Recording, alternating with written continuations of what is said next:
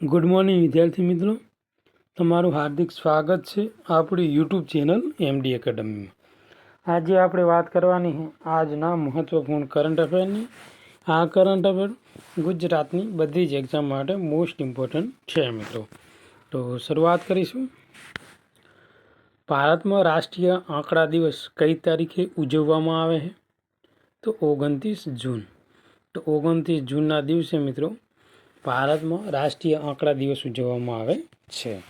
આ આંકડા દિવસ મિત્રો કેમ ઉજવવામાં આવે છે તો તેની ડિટેલ જોઈશું આપણે. તો ભારતીય આંકડાશાસ્ત્રના પિતા વ્યાપકપણે ઓળખાતા પ્રોફેસર પ્રશાંતચંદ્ર મહાનોબિસની જે જન્મજયંતિ છે 29 જૂન, એને મિત્રો રાષ્ટ્રીય આંકડા દિવસ તરીકે ઉજવવામાં આવે છે. આ આંકડાકીય વિજ્ઞાનમાં મહત્ત્વપૂર્ણ યોગદાન આપ્યું હતું, જેમાં જે મહાલનોબિસ છે એના અંતર અને ભારતની જે આર્થિક નીતિઓના આકાર આપવામાં તેમને મહત્ત્વપૂર્ણ ભૂમિકા ભજવી છે. તો આ જે તેમના મહત્ત્વના યોગદાન છે એ યોગદાન બદલ તેમની જે જન્મજયંતિ છે 29 જૂન એને રાષ્ટ્રીય આંકડા દિવસ તરીકે ઉજવવામાં આવે છે. તો શાળા પ્રવેશ ઉત્સવ કન્યા કેળવણી મહોત્સવના 23મા ચરણનો રાજ્યવ્યાપી પ્રારંભ કયા જિલ્લામાંથી મુખ્યમંત્રીએ કરાવ્યો હતો? તો મહીસાગર જિલ્લામાંથી. તો વડાપ્રધાન નરેન્દ્ર મોદીએ ગુજરાતના તાત્કાલિક મુખ્યમંત્રી તરીકે 2003માં 2003માં શરૂ કરાયેલ શાળા પ્રવેશ ઉત્સવ કન્યા કેળવણી મહોત્સવનું જે 23મું ચરણ છે એનો રાજ્યવ્યાપી પ્રારંભ જે મહીસાગર જિલ્લાના કડાણા તાલુકામાં જે દીવડા PM સ્કૂલમાંથી એ મુખ્યમંત્રીએ કરાવ્યો હતો. કોને? તો ભૂપેન્દ્ર પટેલ દ્વારા. તો મુખ્યમંત્રી ભૂપેન્દ્ર પટેલે બાલવાટિકા, આંગણવાડી, પ્રાથમિક શાળા અને જે ધોરણ 9માં બાળકોનું મૂલ્યાંકન કરાવ્યું હતું અને શૈક્ષણિક કીટ ભેટ આપી હતી, તેમને શાળામાં મિત્રો આવકાર્યો હતા. અને 2003માં શાળા પ્રવેશ શરૂ થયો હતો ત્યારે ડ્રોપ આઉટ રેશિયો રહ્યો અને એ 35% જેટલો હતો. હવે તે ઘટીને મિત્રો 0.85% થઈ ગયો, એટલે કે 1%થી પણ ઓછું. એટલે કહેવાનો મતલબ એવો છે કે જે શાળા પ્રવેશ ઉત્સવ પ્રોગ્રામ છે મિત્રો એ રહ્યોને સફળ રહ્યો છે. જેટલા પણ વિદ્યાર્થી મિત્રો આપણી યુટ્યુબ ચેનલમાં નવા હોય તો ચેનલને સબસ્ક્રાઈબ કરી લેજો, જેથી કરીને કરંટ અફેરના બધા જ વિડીયોની તમને નોટિફિકેશન મળી રહે. અને તમારે PDF જોઈતી હોય તો આપણી ટેલિગ્રામમાં જોઈન થઈ જાઓ, જ્યાં મંથલી અને ડેલી કરંટ અફેર મૂકવામાં આવે છે જેની PDF. 2022ના ડેટા મુજબ કયા ભારતીય રાજ્યમાં પાચન રોગોથી પ્રમાણિત મૃત્યુનું પ્રમાણ સૌથી વધુ નોંધાયું છે? તો સિક્કિમમાં. તો સિક્કિમમાં મિત્રો જે પાચન તંત્રના લગતા રોગો છે એના લીધે જે મૃત્યુ થાય છે તેનો 2022થી અત્યાર સુધીનો સૌથી વધુ પ્રમાણ નોંધાયું છે મૃત્યુનું. તો 2022માં સિક્કિમમાં પાચન રોગોથી થતા પ્રમાણિત મૃત્યુનું પ્રમાણ સૌથી વધુ નોંધાયું છે, જે કુલ મૃત્યુના લગભગ 20% હતું. આ નોંધપાત્ર આંકડો તેને ભારતીય રાજ્યમાં ટોચ ઉપર રાખે છે, જે યકૃત અને પાચન અને સ્વાસ્થ્યના પરિણામો ચિંતાજનક પ્રાદેશિક અક્ષમતાનો પ્રકાશિત કરે છે મિત્રો.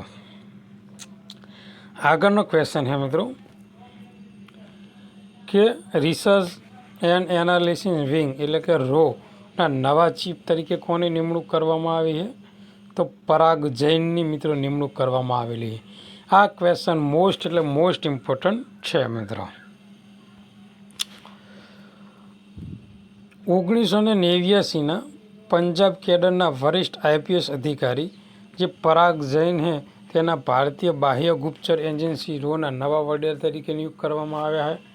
અને તેઓ મિત્રો રવિ સિન્હાનું સ્થાન લેવાના છે. એટલે જે રવિ સિન્હા છે મિત્રો તે નિવૃત્ત થવાના છે RAWમાંથી અને એમનું સ્થાન લેવાના છે પરાગ જૈન.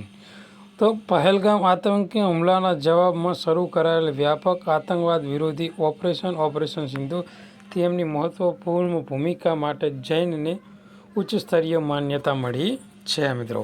तो मोस्ट इम्पोर्टंट क्वेश्चन है, આવનારી એક્ઝામમાં 100% પૂછાઈ શકે। કેન્દ્રીય મંત્રીમંડળે ભારતમાં CIP દક્ષિણ એશિયા પ્રાદેશિક કેન્દ્રની સ્થાપના માટે ક્યાં મંજૂરી આપી है? તો યુપીનું આગ્રા है મિત્રો, ત્યાં મંજૂરી આપેલી છે।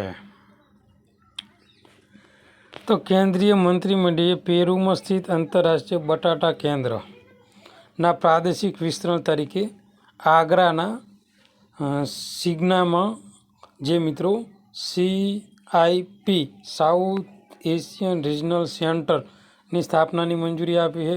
તો આ સેન્ટર ક્યાં હશે? તો યુપીના આગ્રામાં હશે અને 171 કરોડનો કુલ પ્રોજેક્ટ ખર્ચ સાથે મિત્રો, જેમાંથી 115 કરોડ ભારત દ્વારા ફાળો આપવામાં આવશે અને બીજો જે મિત્રો ફાળો છે એ સાઉથ એશિયન જે રિજિયલ સેન્ટર છે એના દ્વારા મિત્રો આપવાનો છે મિત્રો। તો મોસ્ટ ઇમ્પોર્ટન્ટ ક્વેશ્ચન है, આ પણ મિત્રો આવનારી એક્ઝામમાં પૂછાશે। વિસ્તૃત CRVS પહેલ હેઠળ એશિયન પેસિફિક સરકારોમાં કયા વર્ષે સુધીમાં સાર્વત્રિક જન્મ અને મૃત્યુ નોંધણી પ્રાપ્ત કરવામાં પ્રતિબદ્ધતા है? તો 2030 સુધીમાં। મલ મહાદેશ્વર હિલ્સ વન્યજીવ અભયારણ્ય કયા ભારતીય રાજ્યમાં આવેલું है? તો કર્ણાટકમાં આવેલું है।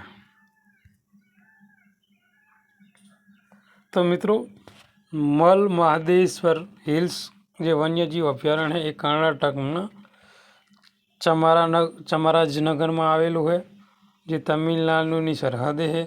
2013માં અભયારણ્ય તરીકે જાહેર કરાયેલ है। તે કર્ણાટકમાં BRT ટાઈગર રિઝર્વ અને તમિલનાડુના સત્યમંગલમ ટાઈગર રિઝર્વને જોડતો એક મહત્વપૂર્ણ વાઘ કોરિડોર બનાવે છે અને ભારતમાં બીજા ક્રમે વાઘની વસ્તી એટલે કે 563 કર્ણાટક ધરાવે છે મિત્રો। જેમાંનું જે MM હિલ્સને અપગ્રેડ કરવા માટે તેને ત્રીજો વાઘ અભયારણ્ય તરીકે દરજ્જો મળી શકે છે। તો આ પણ મોસ્ટ ઇમ્પોર્ટન્ટ ક્વેશ્ચન છે। ભારતમાં મરીન સ્ટેવર્ડશિપ કાઉન્સિલ પ્રમાણપત્ર માટે કયા આંતરિક જળ સંસ્થાના કાદવ કરચલા માછીમારોનો વિચાર કરવામાં આવી રહ્યો છે? તો ચિલ્કાના। આદિવાસી કલ્યાણ યોજનાને વધુ સારા અમલીકરણ માટે અધિકારીઓને તાલીમ આપવા માટે આદિવાસી બાબતના મંત્રાલય દ્વારા શરૂ કરાયેલ કાર્યક્રમનું નામ શું છે? તો આદિ કર્મયોગી। તો આદિવાસી કલ્યાણ યોજનાના અમલીકરણના પડકારોનો સામનો કરવા માટે કેન્દ્રીય આદિવાસી બાબત મંત્રાલય દ્વારા જે આદિ કર્મયોગી યોજના શરૂ કરવામાં આવી છે, આનો ઉદ્દેશ શું છે?